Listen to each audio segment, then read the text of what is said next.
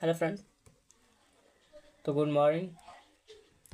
आज हम लोग क्लास 12 का पार्ट 2 फिजिक्स का पार्ट 2 का दूसरा चैप्टर, जिसका नाम है गोलीय अपवर्तन पृष्ठ तथा लेंस, के बारे में चर्चा करेंगे हम लोग।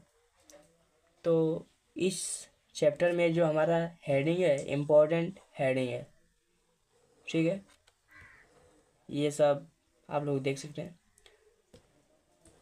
तो ये जितने भी हैं सब इम्पोर्टेंट है और इसके बारे में हम लोग इस चैप्टर में विस्तार से पढ़ेंगे।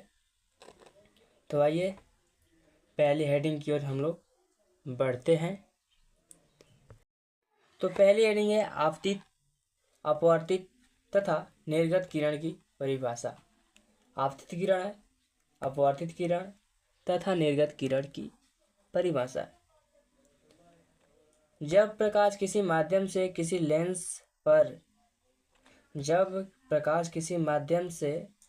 लेंस पर आकर गिरती है तो उस किरण को आपतित किरण कहते हैं।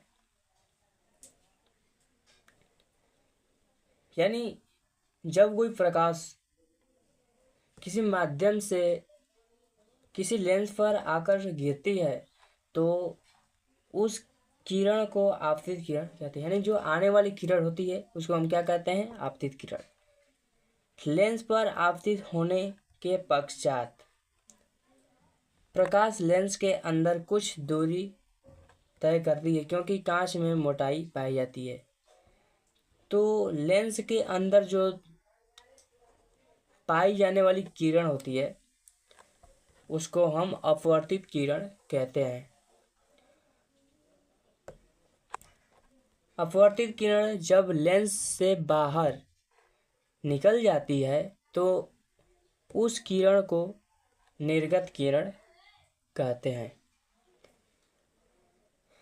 मान लीजिए कोई एक लेंस है, ठीक है। तो उस लेंस पे जो टकराती है क्या है? आपका प्रकाश। तो जो प्रकाश आती है टकराने के लिए, तो आने वाले प्रकाश को हम क्या कहते हैं? आपतित किरण कहते हैं। और वो जो लेंस होता है यानी कांच होता है, उसकी कुछ मोटाई होती है। तो उस मोटाई के अंदर जो प्रकाश पाया जाता है उस प्रकाश को हम क्या कहते हैं? यानी उस किरण को हम अपवर्तित किरण कहते हैं। और ज्यों ही लेंस से बाहर निकलती है किरण तो हम उस किरण को निर्गत किरण कहते हैं। नेक्स्ट हेडिंग है लेंस। यानी लेंस किसे कहते हैं? लेंस एक ऐसा पारदर्शी माध्यम होता है जो दो गोलीय पृष्ठों अथवा एक गोलीय तथा एक समतल पृष्ठों से मिलकर बना होता है। लेंस एक ऐसा पारदर्शी माध्यम होता है जो दो गोलीय पृष्ठों अथवा एक गोलीय तथा एक समतल पृष्ठों से मिलकर बना होता है। यह मुख्यतः दो प्रकार का होता है। उत्तल लेंस, इसे अभिसारी लेंस या उभय लेंस भी कहते हैं। उत्तल लेंस के तीन नाम होते हैं। एक उत्तल लेंस है और दूसरा अभिसारी लेंस और तीसरा है उभय लेंस। और दूसरा है हमारा अवतल लेंस, जिसे हम अपसारी लेंस के नाम से भी जानते हैं। तो देखिए हमारा नेक्स्ट हेडिंग है उत्तल लेंस के लिए फोकस दूरी के सूत्र का निगमन। ये देख रहे हैं हमारा, ये हमारा लेंस है। इस लेंस को हम उत्तल लेंस कहते हैं।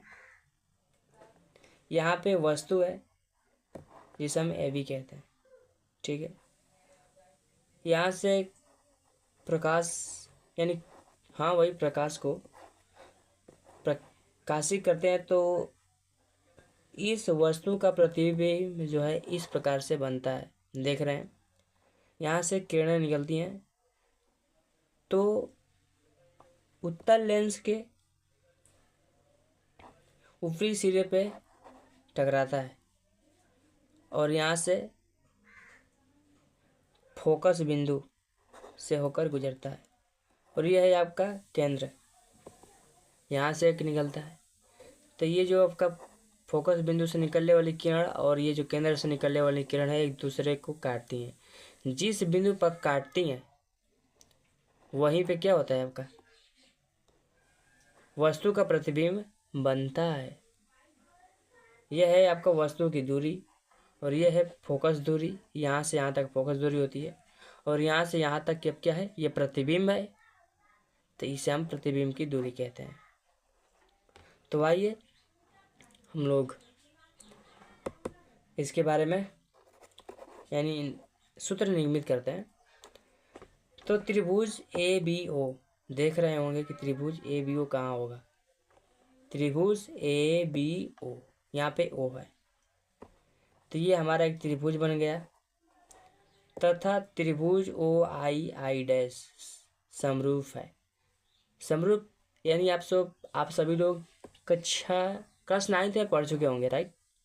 सुरांग समरूप करने के लिए।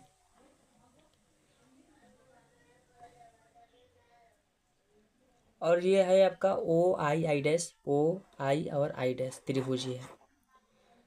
तो ए बी बटे में ए ओ, ए बी बटे में ए ओ, ये आपकी क्या है, त्रिभुज की भुजा है। Equal to I I dash, equal to I I dash by O I. A B by A I, sorry I I dash equal to A O by A I O. ये आपका इक्वेशन नंबर क्या हुआ, दूसरा हुआ। Next में चलते हैं। त्रिभुज ओ सी एफ, त्रिभुज ओ सी एफ, त्रिभुज ओ सी एफ यहाँ पे देख सकते हैं। त्रिभुज ओ सी एफ देख रहे हैं।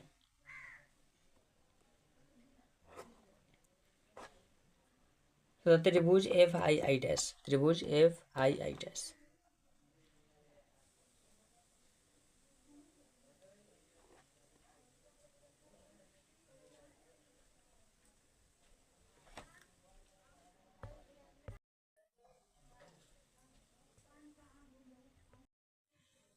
तो आप लोग देख सकते हैं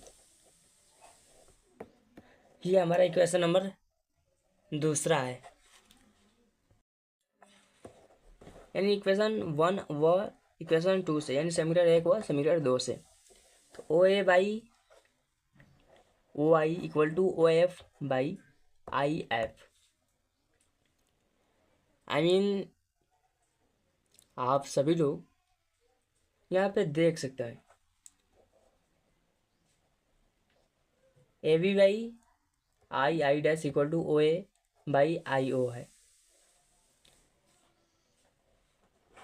और यहाँ पर देख सकते हैं आपके समीकरण 2 में A B by I I dash equal to O A by I F. ये और ये दोनों समान है, इसलिए इसके बराबर इसको हम लिख सकते हैं, राइट। सो यहाँ पे ओ ए आपका यहाँ पे देखिए, 1 मिनट अभी दिखाते हैं। देखिए ये आपका ओ ए है, ओ ए, यहाँ पे हमारा क्या है, यू है। यू क्या है, वस्तु से लेंस की दूरी है, तो हमने यहाँ पे यू रख दिया माइनस यू। और यहाँ पे ओ एफ क्या है, ओ एफ ये है हमारा फोकस दूरी एफ। और ओ आई, ओ और आई ये हमारा क्या है,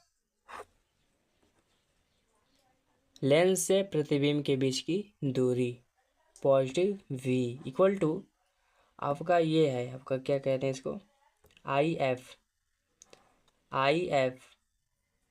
तो ये दूरी निकालने के लिए हम लोग को क्या करना पड़ेगा, v माइनस एफ करना पड़ेगा, तभी नहीं निकलेगा। तो v माइनस एफ करने पे ये है हमारा, ठीक है। तो कुछ नहीं करना है इसमें, बस यहाँ पे आप देख सकते हैं हमने तिर्यक मल्टीप्लाई किया हुआ है, माइनस यू का इसमें मल्टीप्लाई किए हैं, minus U V plus U F equal to V into F. यहाँ पे देखिए दोनों पक्षों में यू वी एफ से डिवाइड करने पर आप लोग इसे देख सकते हैं, हमने डिवाइड किया हुआ है तो -1/f plus 1/v equal to 1/u आया है। तो हमने इसको पक्षांतर करके 1/f equal to 1/v minus 1/u, ये हमारा क्या है, सूत्र है। उत्तल लेंस के लिए फोकस दूरी के लिए सूत्र है हमारा। आई होप कि आप लोग अच्छे से इसे समझ चुके होंगे। तो चलते हैं नेक्स्ट, सूत्र का निगमन करना है। सो नेक्स्ट टॉपिक पे चलते हैं। तो हमारा अगला हेडिंग है संयुक्त युग्म, यानी संयुक्त मतलब जोड़ा होता है, राइट। युग्म समझ चुके हैं। लेंस के लिए फोकस दूरी के सूत्र का निगमन, यानी दो उत्तल लेंस को हम लाएंगे, उसके लिए हम लोग क्या करेंगे, सूत्र का निगमन करेंगे। तो दिया है आपका दो उत्तल लेंस लिए हैं, एक्स और वाई, दोनों का नाम रख लिया। यह हमारा क्या है, वस्तु है। वस्तु से लेंस की दूरी u है और प्रकाशित मतलब किरण को प्रकाशित करने पर हमारा I और I' बिंदु पे क्या हुआ, प्रतिबिंब बनता है। तो यहाँ पे हमारा दो प्रतिबिंब की दूरी हुई, पहली हुई v और दूसरी हुई v'। तो संयुक्त लेंस की फोकस दूरी ज्ञात करने के लिए दो उत्तल लेंस को आपस में जोड़कर एक संयुक्त उत्तल लेंस बनाते हैं। संयुक्त लेंस की फोकस दूरी ज्ञात करने के लिए दो उत्तल लेंस को आपस में जोड़कर एक संयुक्त उत्तल लेंस बनाते हैं। यानी इसमें यह बताया गया कि हमने मतलब जो संयुक्त लेंस के लिए फोकस दूरी की मतलब सूत्र के लिए सूत्र का मान ज्ञात करें, तो यहाँ पे हमने दो उत्तल लेंस लिया जिनको हमने मिक्स करके क्या बनाया, उत्तल लेंस, ठीक है। यदि पहले लेंस की फोकस दूरी f1 तथा दूसरे लेंस की फोकस दूरी f2 होती है तो इस संयुक्त लेंस के सामने एक वस्तु AB रखी जाती है। संयुक्त लेंस के सामने वस्तु AB रखी गई है जिससे चलने वाली किरण संयुक्त लेंस के प्रथम लेंस से क्या होती है, टकराने के पश्चात उसका प्रतिबिंब I' बिंदु पर बनता है, ठीक है, जिससे संयुक्त लेंस की दूरी v' होती है। तो संयुक्त लेंस के दूसरे लेंस के लिए वस्तु का बना प्रतिबिंब v लेंस से दूरी v होता है। प्रतिबिंब भी आभासी वस्तु का कार्य करता है। ये जो प्रतिबिंब बना है b' दूसरे लेंस के लिए आभासी वस्तु का कार्य करता है। आभास मतलब समझ सकते हैं, फील करना होता है, राइट। आभासी मतलब वही यहाँ पे मतलब फील किया हुआ है कि नहीं यहाँ पे एक वस्तु है। तो आभासी वस्तु का कार्य करता है जिसकी संयुक्त लेंस से दूरी क्या होती है, b' होती है, v होती है।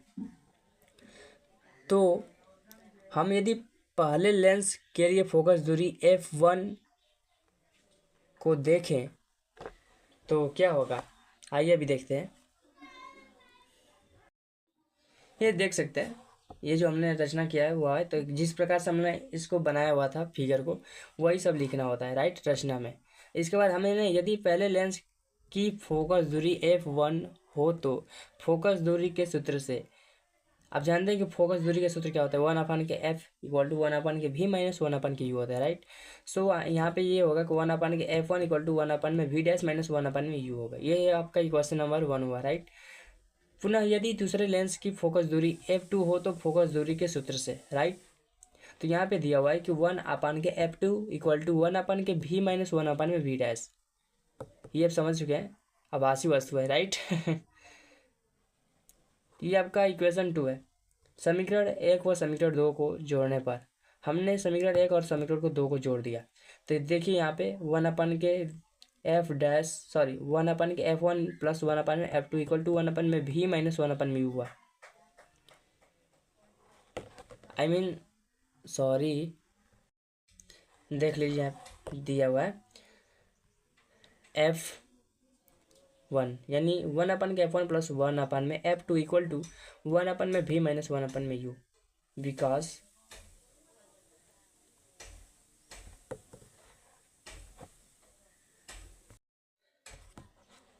1/v डैश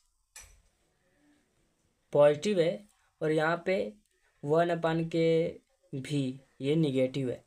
तो हमने क्या किया, समीकरण 1 और समीकरण 2 को जोड़ा है, राइट।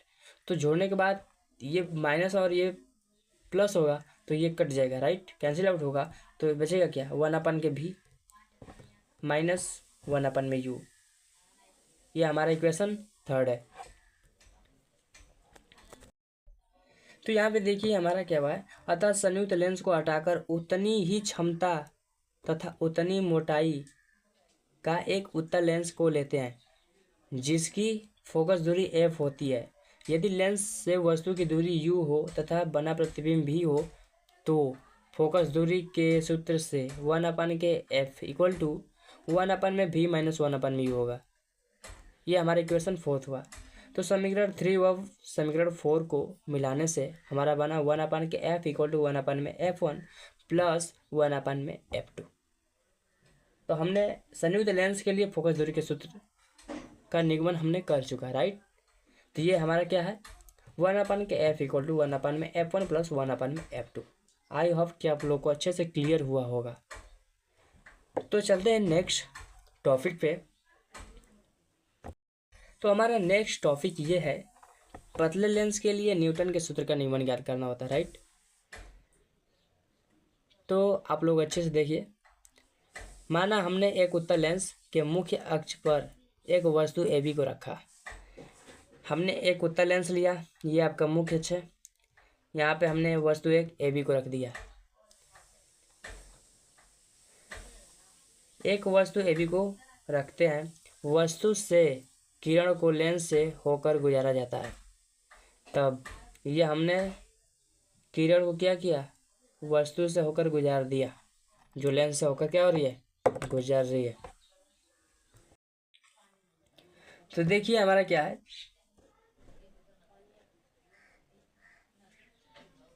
इसे त्रिभुज कहते हैं। त्रिभुज ABF डैश तथा त्रिभुज FOD समरूप है। आई मीन यहाँ पे देखिए हमने क्या है कि त्रिभुज ABF डैश तथा त्रिभुज FOD यहाँ पे देख चुके हैं। ये हमारा क्या है, D है, बिंदु D है, यहाँ पे हम D लिखे हैं, ठीक है। तो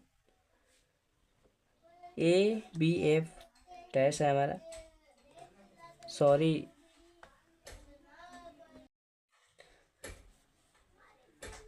तो त्रिभुज हमने ये लिया है, त्रिभुज ABF डैश तथा त्रिभुज FOD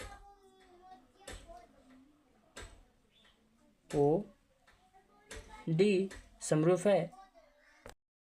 देखिए तो हमने त्रिभुज ये लिया है, त्रिभुज ABF डैश तथा त्रिभुज FOD, त्रिभुज ये दोनों हमने लिया। ये क्या है, दोनों क्या है, समरूप है। यहाँ पे देखिए हम अभी दिखाते हैं आपको समरूप कैसे होता है। इसमें ये दिया गया है AB बटे में AF डैश, AB बटे में AF dash equal to OD। ये रहा आपका OD, यहाँ से O है और यहाँ से D है, तो OD यहाँ पे D लिख देते हैं, O और D, OD by O F dash, तो A B by O D, A B by O D equal to A F dash by O F dash. चूँकि हम जानते हैं, देखिए यहाँ पे A B equal to O C, A B equal to O C, यहाँ पे बिंदु आपका सी है, और O D equal to I I dash, O D equal to I और आई डैश। इसलिए ओ C by I I dash equal to A F dash by O F dash. इसलिए यहाँ पे ए बी की जगह पे हमने क्या रखा, ओ सी, और ओ डी की जगह पर हमने रखा आई और आई डैश। ये हमारा इक्वेशन फर्स्ट है। आप सोचते होंगे कि ऐसा हमने क्यों किया, राइट? तो ऐसा हमने सूत्र का निर्मित करने के लिए करना पड़ा। तो नेक्स्ट है हमारा त्रिभुज ओ सी एफ, त्रिभुज ओ सी एफ तथा त्रिभुज एफ आई आई डैश, त्रिभुज ये और ये लिया हमने। तो इसमें देखिए हम दिया है क्या, इसमें दिया है हमारा ओ सी बाई ओ एफ, यह है आपका ओ, और C by O F equal to I I dash by I F. यह हमारा क्या है, देख सकते हैं। तो ओ सी है, यहाँ पे आई और आई डैश यहाँ से यहाँ पे है, ठीक है, यहाँ से यहाँ पर equal to O F by I dash, sorry I F. ये हमारा इक्वेशन 2 हुआ। तो देखिए यहाँ पे दिया हमारा समीकरण 1 हुआ समीकरण 2 से, यानी ये हमारा समीकरण 1 रहा और ये हमारा समीकरण 2 रहा। तो हमने A F dash by O F dash equal to, आप इसे देख सकते हैं, देखिए O C by I I dash, O C by I I dash, ये दोनों इक्वल है, तो हमने इसको भी इक्वल कर दिया। यहाँ पे देखिए यही है, A F dash by O F dash equal to O F by I F. तो हमने कुछ नहीं किया, बस इसका मान पुटअप किया हुआ है, राइट? अभी हम आपको दिखाते हैं इसका मान पुटअप किए हुए हैं कैसे।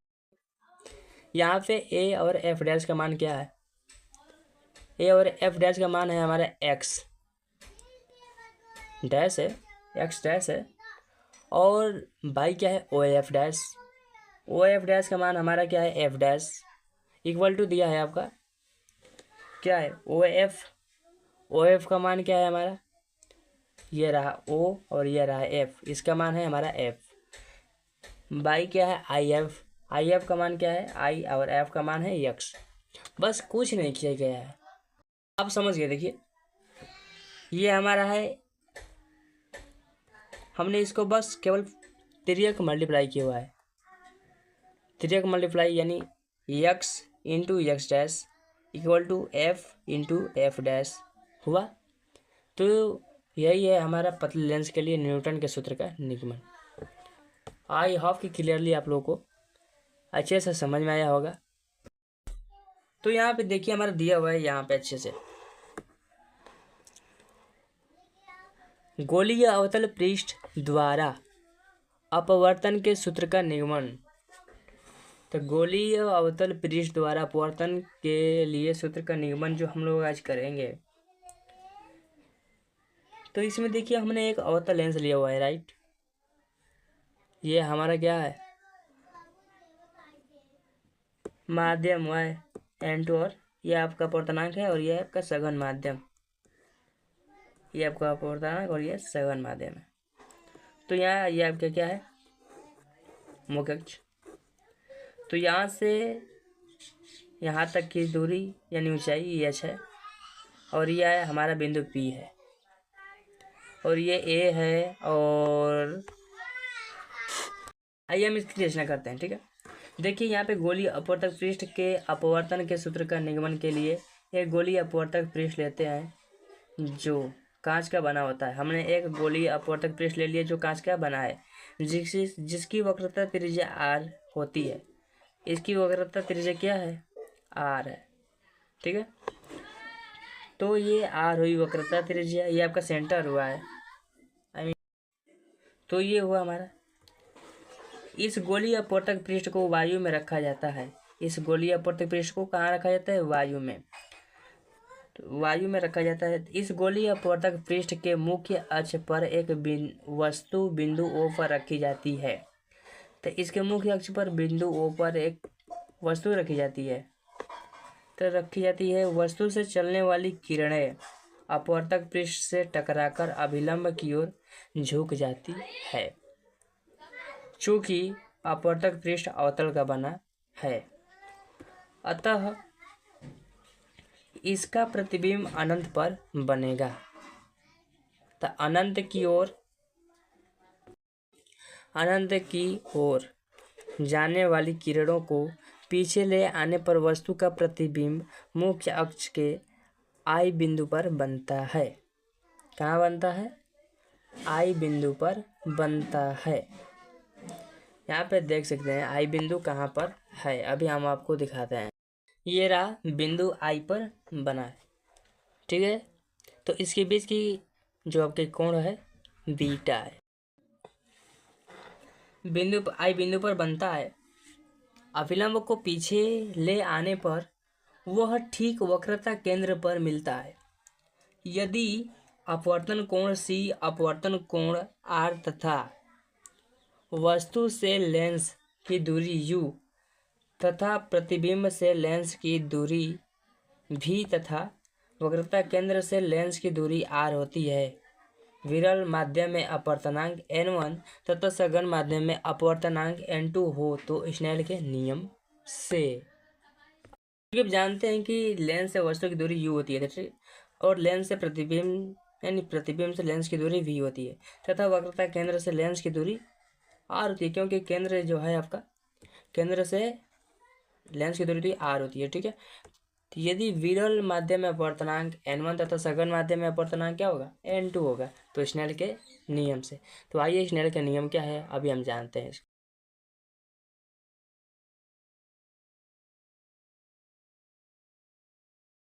देखिए यहाँ पे दिया हुआ है आपका त्रिभुज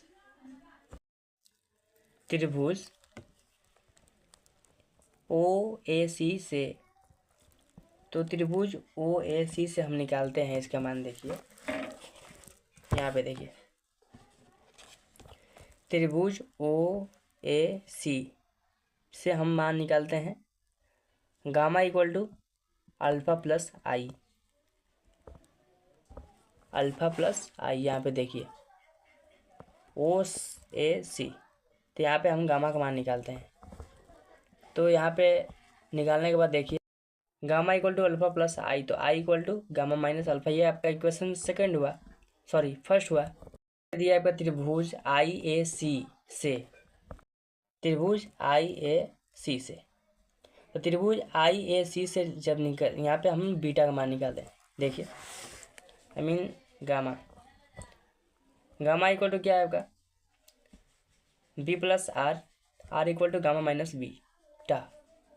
तो ये आपका इक्वेशन सेकेंड हुआ स्नेल के नियम से। N equal to sine I by sine R। तो ये आपका दिया है, देखिए N2 by N1 equal to sine I by sine R। यही आपका क्या है? स्नेल का नियम है। N2 by N1 equal to sine I by sine R। देखिए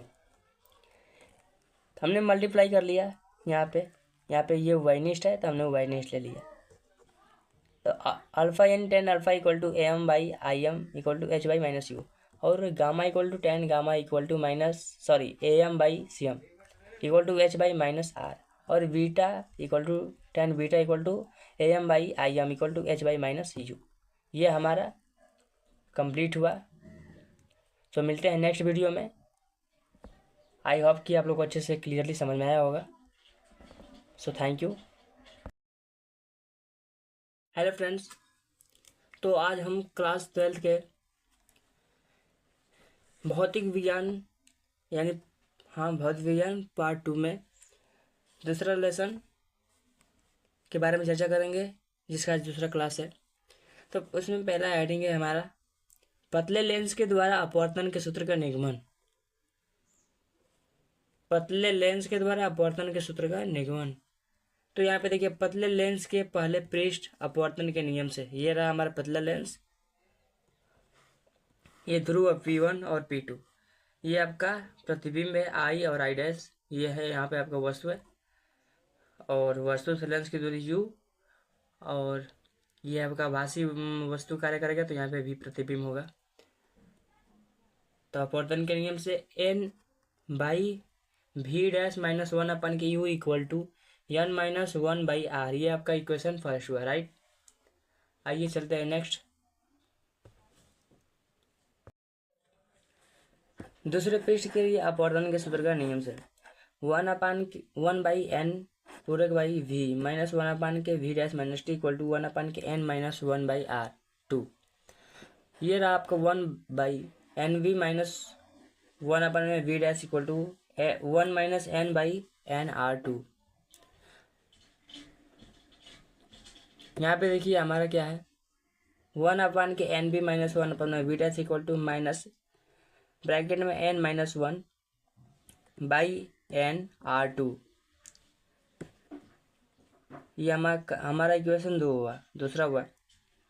यहाँ पे देखिए पतला लेंस होने के कारण हमने t को क्या किया, नगण्य मान लिया है इसको, और यहाँ पे समीकरण दोनों को जोड़ने पर तो 1/v minus 1/u equal to n-1/r1 minus n-1/r2। ये क्या जानते हैं, 1/f equal to 1/v minus 1/u होता है, ये फोकस दूरी होता है, राइट। तो इसलिए इसके जगह पर 1/f इक्वल टू, यहाँ पे देखिए दोनों वाइनिश यानी कॉमन लिया गया है, n-1 ब्रैकेट में 1/r1 माइनस 1/r2। तो ये हमारा आज का क्लास समाप्त हुआ। तो थैंक यू, मिलते हैं नेक्स्ट वीडियो में, राइट, नेक्स्ट क्लास में।